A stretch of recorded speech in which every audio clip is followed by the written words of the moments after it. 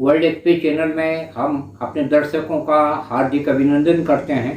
भारत का बहुचर्चित मुद्दा है अभी इस समय भारत जोड़ो यात्रा, जो राहुल गांधी द्वारा की जा रही है। इस विषय पर प्रबुद्धजन और भारत भक्त क्या सोचते हैं, इसकी श्रृंखला हम प्रारंभ कर चुके हैं और इसी श्रृंखला में हमारे बीच भारत के ख्यातनाम अर्थशास्त्री एवं विचारक प्रोफेसर उदय जैन जी उपस्थित हैं। उनसे लेने जा रहे हैं खास साक्षात्कार। यह साक्षात्कार लेने जा रही हैं वर्ल्ड एक्सप्रेस चैनल की संपादिका निधि शर्मा। आइए निधि शर्मा जी, आपका स्वागत है। नमस्कार सर, आपका वर्ल्ड एक्सप्रेस चैनल में स्वागत है। नमस्कार। क्या आप यह मानते हैं देश टूट रहा है, उसे जोड़े जाने की जरूरत है? मुझे ऐसा लगता है कि देश टूटने के कगार पर तो कतई नहीं है, पर कुछ ताकतें अवश्य ऐसी हैं जो देश को तोड़ने में शायद विश्वास रखती हैं। उसका विरोध होना चाहिए, परंतु ये भारत जोड़ो यात्रा जो है, मैं इसे इस रूप में देखता हूँ कि यह राहुल गांधी की राजनीतिक यात्रा है। यद्यपि हमारे देश में मैं ऐसा कहना चाहूँगा कि भारत यात्रा वाला देश है। यहाँ पर यात्राएं होती रही हैं, होती रहेंगी।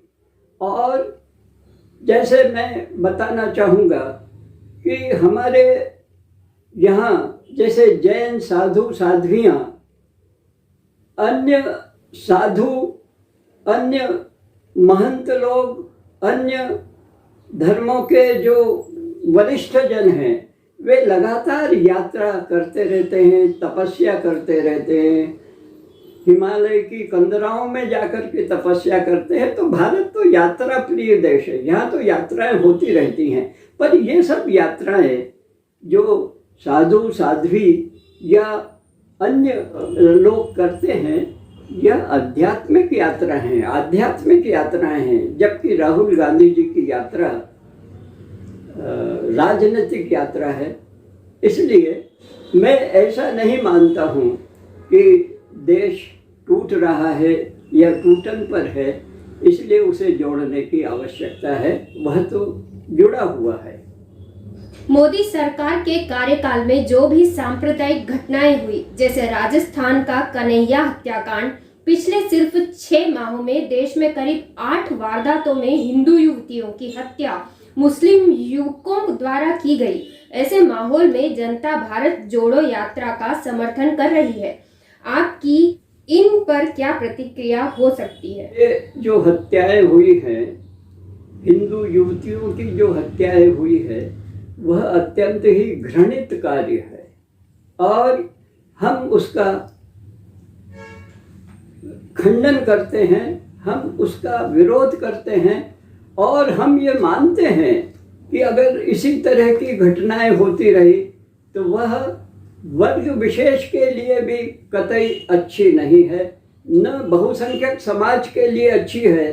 क्योंकि हम तो सबका साथ, सबके विकास, सबका उन्नयन, इसमें भरोसा करते हैं।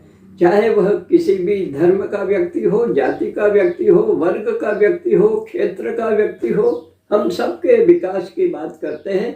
यह अत्यधिक घृणित कार्य है और इसका जितना विरोध किया जाए वह कम होगा। और हम ये चाहेंगे कि जिन युवकों के मन में इस तरह की धारणाएं आती हैं, इस तरह के विचार आते हैं, उनका मन परिवर्तित हो, इसके लिए उस समाज के लोगों ने प्रयत्न करना चाहिए। बहुत बढ़िया। क्या कारण है एक पार्टी विशेष द्वारा भारत जोड़ो यात्रा के सूत्रधार राहुल गांधी का नित्य मजाक उड़ाया जा रहा है? इस पर आप क्या कहना चाहेंगे सर? किसी राजनीतिक नेता का मजाक बनाया जाए, यह कोई अच्छी बात नहीं है, अच्छी प्रवृत्ति नहीं है।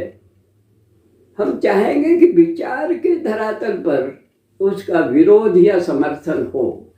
हम ये नहीं चाहेंगे कि व्यक्ति की बातों को लेकर के उसका मजाक बनाया जाए। मैं अवश्य यह कहना चाहूँगा कि चूंकि राहुल गांधी की यह जो यात्रा है ये एक राजनीतिक यात्रा है और मेरे मत में राहुल गांधी अपने स्वयं को पुनः कांग्रेस में ठोस तरीके से प्रस्थापित करना चाहते हैं और इसलिए मैं ये कहना चाहूँगा कि भारत जोड़ो यात्रा के बदले राहुल गांधी ने कांग्रेस जोड़ो यात्रा शुरू करना चाहिए और कांग्रेस अगर इस यात्रा के माध्यम से कांग्रेस जुड़ती है तो वह एक सशक्त विरोधी दल के रूप में अपनी भूमिका निभा सकेगी। यह सबसे बड़ी बात है जी। भारत जोड़ो यात्रा में राहुल गांधी की कार्यशैली पर आपकी क्या प्रतिक्रिया होगी?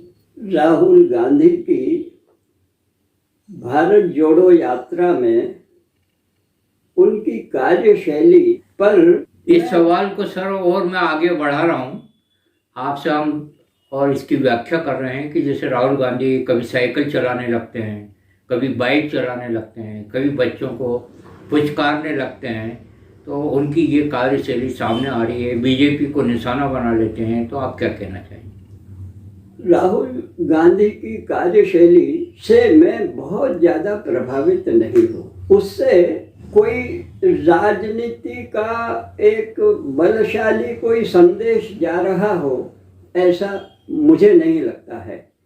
यह जो भोले भाले लोग हैं, जो समाज के साधारण जन हैं, उनके मन में जरूर एक अपनत्व का भाव पैदा करने वाली बात है, पर उससे कोई बहुत बड़ा राजनीतिक संदेश जाए इसकी मुझे संभावना कम लगती है। जिस समय कांग्रेस ही एक नहीं है, राजस्थान में गहलोत पायलट विवाद जारी है, तो भारत जोड़ो यात्रा भारत को जोड़ पाएगी?